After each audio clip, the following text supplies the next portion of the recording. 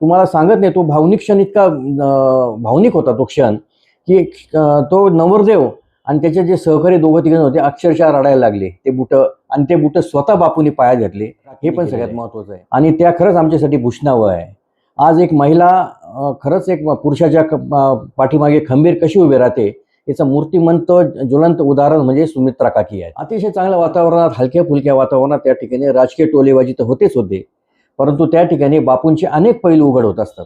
शिर्डीच्या या पवित्र भूमीमध्ये सर्वधर्मीय सामूहिक विवाह सोहळाचं आयोजन यावर्षी देखील होत आहे आणि विशेष म्हणजे हे 25वे रौप्य महोत्सवी वर्ष आहे. आमचे सर्वांचे मार्गदर्शक, आमच्या कोते परिवाराचा भूषण असणारे कैलास बापू कोते आणि सुनित्रा काकी कोते यांच्या माध्यमातून होत असलेला हा सर्वधर्मीय सामूहिक सोहळा हा एक आगळावेगळा सोहळा असतो. खरं तर हा सोहळा फक्त साई सिद्धी चॅरिटेबल ट्रस्टच्या वतीनं साजरा होत नसतो, तर आमचे सर्व शिर्डी ग्रामस्थ या विवाह सोहळ्यामध्ये हिरारीने भाग घेत असतात. खरं तर सद्गुरू साहेबांमुळे या शिर्डीच्या भूमीला एक वेगळ्या प्रकारचं महत्त्व आलेलं आहे आणि हे महत्त्व जपण्याचं, याचे पावित्र्य जपण्याचं काम कैलास बापूंसारखे लोक करत असतात. खरं तर अतिशय मोठा हा विवाह सोहळा असतो आणि या विवाह सोहळ्याला अनेक राष्ट्रीय व आंतरराष्ट्रीय पुरस्काराने सन्मानित केलेले असणारे पुरस्कार या सर्वधर्मीय सामूहिक सोहळ्याला अनेक राष्ट्रीय आणि आंतरराष्ट्रीय पुरस्काराने सन्मानित केलेले आहे. ही गौरवाची गोष्ट आहे. खरं तर मला या ठिकाणी आनंद या गोष्टीचा आहे की कैलास बापूंचे हात बळकट करण्याचं काम सुनित्रा काकींनी केलेलं आहे आणि त्या खरंच आमच्यासाठी भूषणावं आहे. आज एक महिला खरंच एक पुरुषाच्या पाठीमागे खंबीर कशी उभी राहते याचं मूर्तिमंत ज्वलंत उदाहरण म्हणजे सुमित्रा काकी आहेत. आज 1,500हून अनेक कन्यांचे कन्यादान करण्याचं काम एवढं सोपं नाही. आज आपल्याला एक लग्न करता करता आपल्या नाकेनऊ येतं, परंतु आज 25 वर्षापासून सातत्यानं सर्वधर्मीय सामूहिक सोहळा करण्याचं काम हे कोते दाम्पत्य करतं आहे. ही खरंच एक खूप मोठी गोष्ट आमच्या शिर्डीकरांसाठी आहे आणि सर्वात महत्त्वाची अधोरेखित करणारी गोष्ट म्हणजे 25 वर्षापासून या सर्वधर्मीय सामूहिक सोहळ्याचे स्वागताध्यक्ष आहेत आमचे कुटुंब प्रमुख नामदार राधाकृष्ण विखे पाटील. ही एक सगळ्यात महत्त्वाची गोष्ट आहे. त्याच्यामुळे एक हा कौटुंबिक सोहळा असतो आणि एक सगळ्या शिर्डीकर या सर्वधर्मीय सामूहिक सोहळ्यासाठी अतिशय तनमन धनाने या ठिकाणी मदत करत असतात.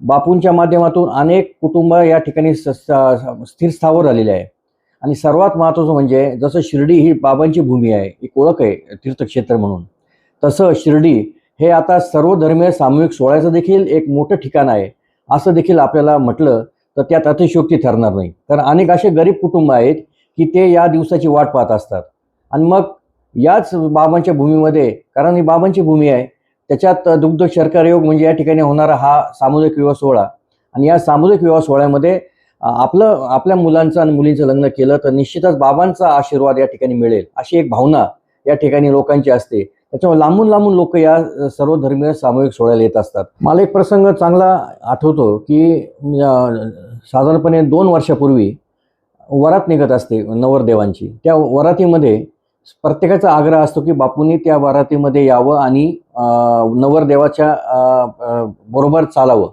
खरं तर ज्याप्रमाणे एखाद्या नवरदेवाला एक मानपान दिला जातो त्याच पद्धतीचा मानपान या सर्वधर्मीय सामूहिक विवाह सोहळ्यामध्ये दिला जातो. याचा अनुभव मी घेतलेला आहे.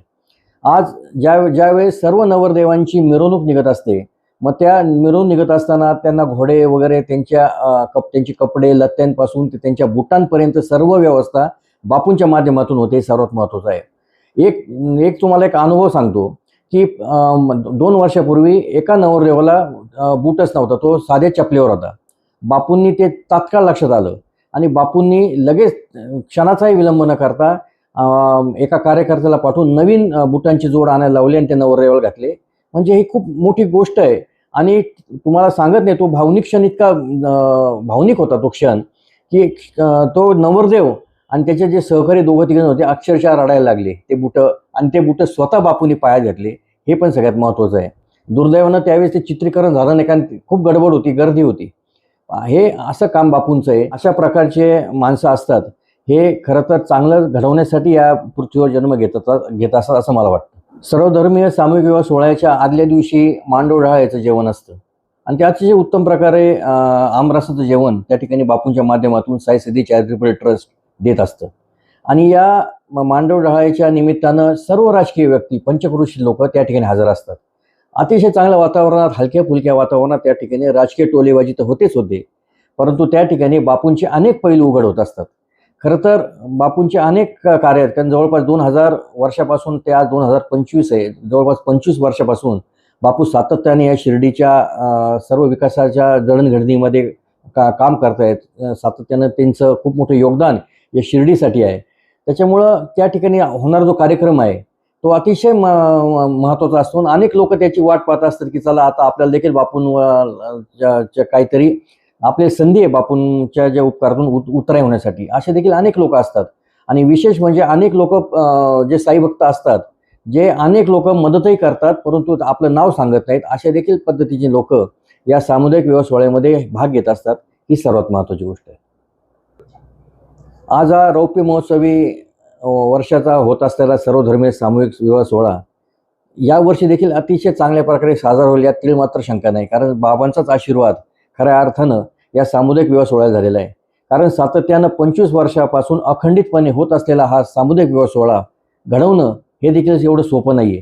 त्याच्यामुळं निश्चितच माझं कैलास बापूंना आणि त्यांच्या सर्व टीमला आणि विशेष म्हणजे सुमित्रा काकींना खूप खूप मी या ठिकाणी धन्यवाद व्यक्त करतो.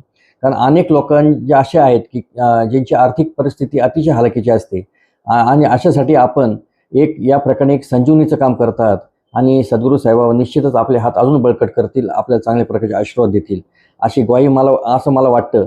आणि निश्चित हा सामुदायिक विवाह सोहळा अतिशय आनंदात आपण सर्वांनी एकत्र साजरा करूया असं आवाहन मी या निमित्ताने करतो.